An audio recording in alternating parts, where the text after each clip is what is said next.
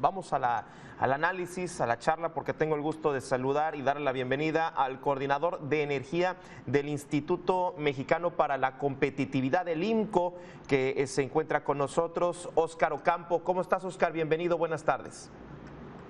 Gabriel, buenas tardes. Encantado de platicar contigo y tu auditorio esta tarde de lunes.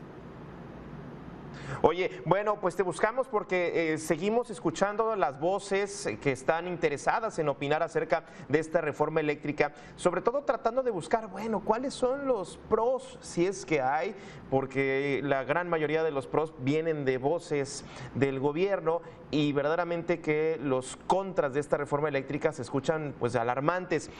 Para empezar esta charla, preguntarte, y antes de ir, si es que tú consideras que hay algún pro de esta reforma, primero preguntarte, ¿cuál es el impacto que puede llegar a tener y en qué términos? Porque verdaderamente se amplía muchísimo cuando se empieza a analizar del impacto que pueda tener esta reforma en términos medioambientales, en términos económicos, sociales. Verdaderamente, pues sí preocupa, pero desde tu perspectiva, desde el IMCO, ¿cómo lo están observando? De aprobarse la iniciativa de reforma energética, tendría tres grandes impactos. En primer lugar está la parte de finanzas públicas. Y esto es porque la Comisión Federal de Electricidad tiene costos de generación eléctrica mucho más elevados que los privados. Por ejemplo, en 2020 el costo promedio por megawatt hora de Comisión Federal de Electricidad fue de 1,413 pesos. El de los privados que se instalaron a partir de las subastas de largo plazo fue de 401 pesos. De esa diferencia es el boquete de finanzas públicas que representaría para la Secretaría de Hacienda esta reforma. Y ese diferencial lo tendría que asumir ya sea el ciudadano a través de mayores recibos eléctricos, de mayores costos de la electricidad para el consumidor, o de subsidios, de incrementar el subsidio que anualmente le transfiere la Secretaría de Hacienda a Comisión Federal de Electricidad. No hay más, es o mayores tarifas eléctricas o mayores subsidios. Para 2022, por ejemplo, se contemplan 73,000 millones de pesos. Esta cifra no hará sino crecer en los años por venir en caso de que se apruebe esta reforma. En segundo lugar está, por supuesto, el impacto medioambiental. CFE no tiene capacidad eólica o solar fotovoltaica.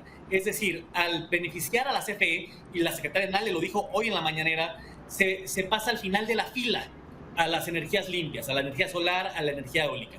Y esto nos garantiza que México no va a cumplir con sus compromisos de transición energética plasmados en el Acuerdo de París de generar el 35% de energía a partir de fuentes limpias para 2024.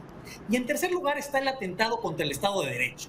¿Por qué? Porque esta iniciativa, cambia la regulación de tal forma que se vuelve inviable la operación de los activos de generación limpia privados instalados en México a partir de la apertura del sector. Y en ese sentido, el mensaje que se manda no solamente es para el sector energético, sino es para la economía mexicana en su totalidad, de que el Estado mexicano no está comprometido con el Estado de Derecho. Esto genera un clima de incertidumbre bien importante que nos vuelve, por supuesto, menos atractivos para atraer y para retener nuevas inversiones. Sería, digamos, que estos tres impactos, finanzas públicas, impacto ambiental y Estado de Derecho, justamente ya lo ponías en la mesa, ¿cuál sería la repercusión? No sé si en el corto, mediano, largo plazo, ya ponías en la mesa, las inversiones, sería una incertidumbre, ¿estaríamos hablando de que se espantarían las inversiones, Óscar? Así es, México pierde atractivo por dos razones. En primer lugar, un país que no tiene un sistema eléctrico competitivo es un país que no es competitivo. La electricidad es un insumo fundamental y tener acceso a ella a partir de fuentes limpias y a precios competitivos es clave para atraer inversiones y para atraer talento al país. Y en segundo lugar, por el mensaje de incertidumbre jurídica en el que se deja a los 44,000 millones de dólares que se han invertido entre las centrales de ciclo combinado privadas y, por supuesto, las energías renovables que se han instalado con los años en México. Y esto es bien importante porque México fue el país más exitoso a nivel América Latina para atraer inversión en tecnologías renovables a partir de la apertura. Y esto es de ese tamaño, es el riesgo de lo que se puede perder en caso de aprobarse la iniciativa en los términos que se presentó a la Cámara de Diputados. Oye, Óscar, el propio gobierno plantea pros.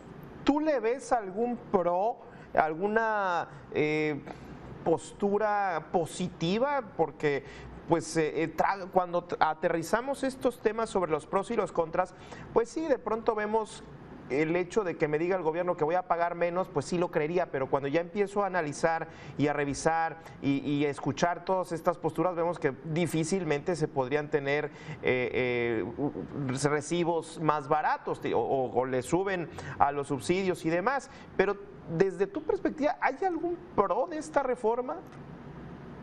Esta iniciativa no tiene ningún beneficio para los consumidores ni para los ciudadanos. Más bien todo lo contrario, esta iniciativa de aprobarse sería un retroceso histórico en un mercado que costó mucho trabajo abrir y modernizar y contar con reguladores fuertes e independientes y un operador del mercado eléctrico independiente de Comisión Federal de Electricidad. Y todo esto se echa para atrás con esta reforma. Se elimina a los reguladores, se pierde la independencia del operador del mercado y esto tendría consecuencias, como ya mencionábamos hace unos minutos, bien importantes para la competitividad del país y para las posibilidades de crecimiento y de desarrollo económico en este país. Sin un sector energético competitivo, claro, es muy difícil pensar en mayores tasas de crecimiento económico.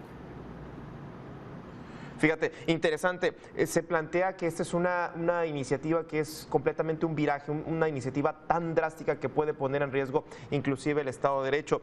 ¿Qué sería lo viable? Sí se debe de cambiar a la CFE, pero no de manera tan drástica. ¿Cuál consideras que podría ser una ruta viable, Óscar? La reforma de 2013, en el fondo lo que hacía era fortalecer a Comisión Federal de Electricidad al reducirle su pasivo laboral y al permitirle enfocarse en sus segmentos rentables, que son la transmisión eléctrica, que son la distribución, que son la compraventa de combustibles a nivel América del Norte. Todo eso le permitió la reforma eléctrica a CFE a partir de las separaciones subsidiarias y filiales que le daban márgenes de maniobra muy amplios para priorizar las áreas en las que era rentable la empresa y permitir la entrada de privados en esas áreas donde CFE pierde recursos año con año, específicamente en la generación eléctrica. CFE no es eficiente produciendo electricidad, los privados tienen mejores costos y al final del día eso es lo que nos debería de importar. ¿Quién puede ofertar energía eléctrica limpia y a mejores precios? A eso es indiferente si lo hace Comisión Federal o si lo hacen los privados. Y la reforma lo que le permitía a CFE era enfocarse en esas áreas donde nadie más se va a enfocar porque nadie más puede legalmente enfocarse, que es la transmisión y la distribución. Ahora que se pretende revertir todo este andamiaje institucional, lo que se le está exigiendo a CFE es que se haga cargo de todas las actividades a lo largo de toda la cadena de valor de la industria eléctrica, y eso para Comisión Federal de Electricidad es virtualmente imposible. Así es que lo que hace es que se le debilita operativamente, se le debilita financieramente, y eso en el fondo afecta a las finanzas públicas y nos afecta a todos los mexicanos.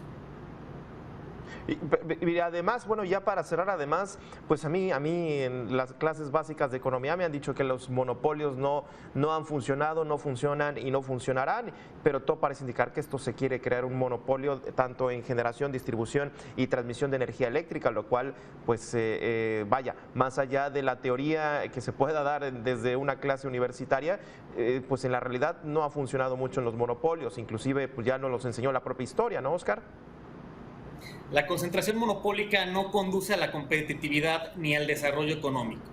En este caso, la concentración monopólica va a acabar por anclarnos a un pasado de combustibles fósiles, en lugar de voltear a ver lo que están haciendo otros países en el mundo, acelerando la transición energética a menos de un mes de la cumbre de Glasgow, donde los países se van a comprometer a metas más ambiciosas que las del Acuerdo de París. México llega con poco que presumir y potencialmente con una nueva legislación que lo deja en una posición precaria en términos de mitigación de cambio climático y de transición energética.